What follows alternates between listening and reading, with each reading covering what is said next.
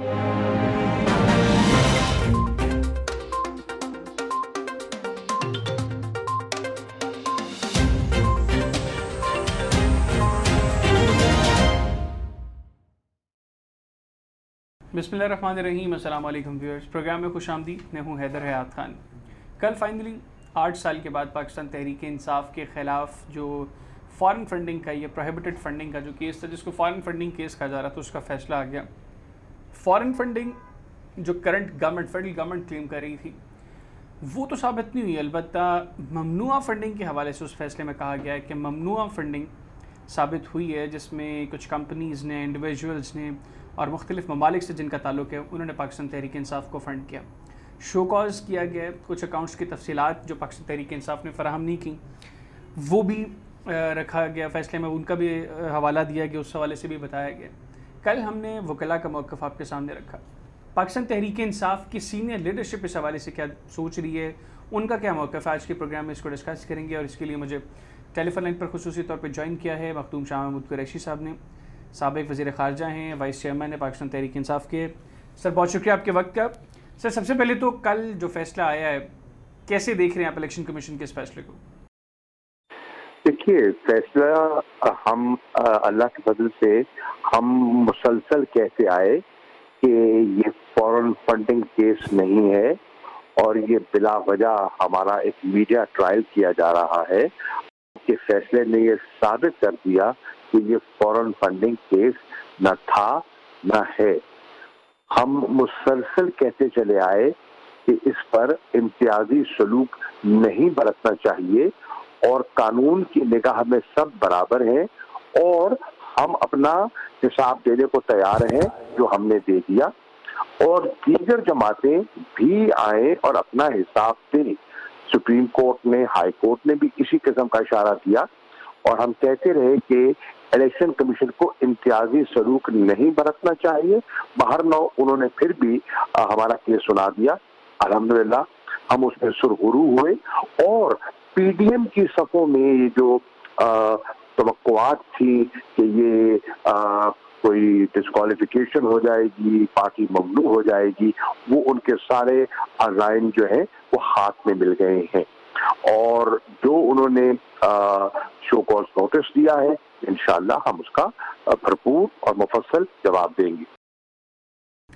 बिल्कुल ठीक। शाह साहब, आपका देराना मुतालबा था कि दीगर जो सियासी जमातें हैं उनके ख़िलाफ़ जो केसेस हैं उनका फ़ैसला भी इलेक्शन कमीशन सुनाए।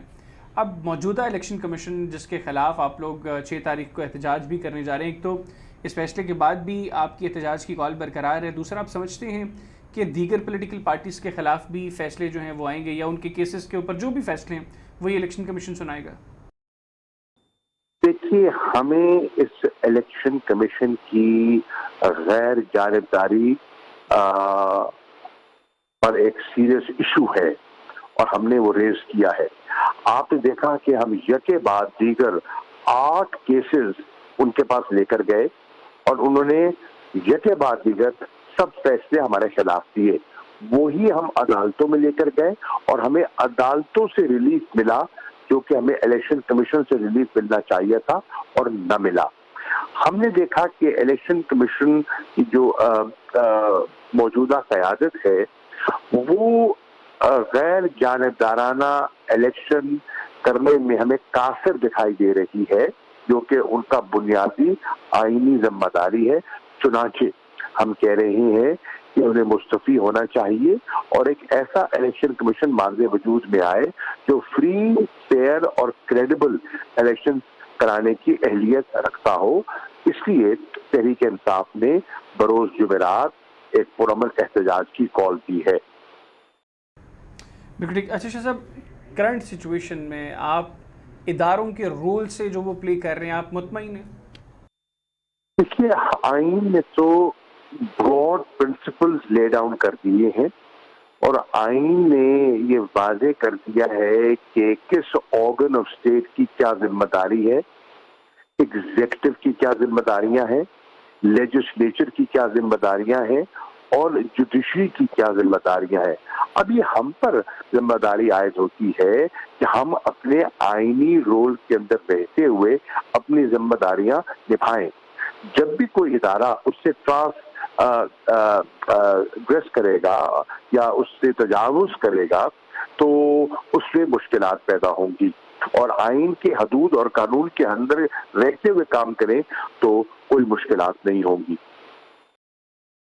بالکل۔ شاہ صاحب آخر میں بتائیے گا، اکبر ایس بابر صاحب جو اس کیس میں مدعی تھے، ان کا یہ کہنا ہے کہ ان کی فتح ہوئی اور پاکستان تحریک انصاف کی ہار ہوئی، یہ اکبر ایس بابر صاحب کہہ رہے ہیں، اور انہوں نے ساتھ ہی مطالبہ بھی کیا ہے کہ عمران خان صاحب وہ اب مستعفی ہوں، تو اکبر ایس بابر صاحب کو کیا کہیں گے ان کے اس مطالبے پر؟